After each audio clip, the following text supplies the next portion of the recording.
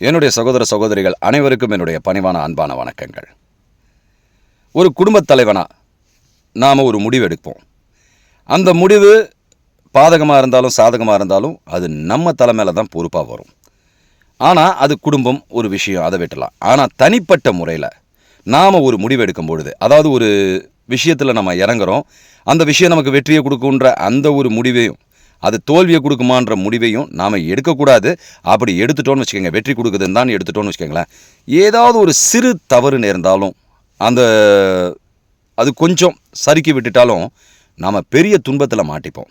அதனால தான் பெரியவங்க சொல்கிறாங்க, வெற்றியோ தோல்வியோ எதையும் நீ முடிவு பண்ணாத, உன்னுடைய எய்ம் உன்னுடைய செயலில் மட்டும்தான் இருக்கணும். நீ வெற்றி தோல்வியை முடிவு பண்ணினா கண்டிப்பாக அதோடைய சாதக பாதகம் உன்னை ஒரு கவலைக்குள்ளானவனாக மாற்றி அதிலேருந்து வெளியே வர முடியாமல், அந்த காரியத்தை திரும்ப சக்ஸஸ் பண்ண முடியாமல் உன்னை தவிக்க வைக்கின்றாங்க. அதனால் ஜட்ஜ்மெண்ட் நாம் பண்ணக்கூடாது. வாழ்க்கையில் ஜட்ஜ்மெண்ட் பண்ணாமல் ஒவ்வொரு செயலையும் நாம் செய்கிறது தான் கர்மயோகம்னு சொல்கிறாங்க. ஸோ இந்த பயணம் கிருஷ்ணகுமார் சேனலில் இன்றைக்கி 7 மணிக்கு நான் ஒரு வீடியோவை வெளியிட இருக்கிறேன்.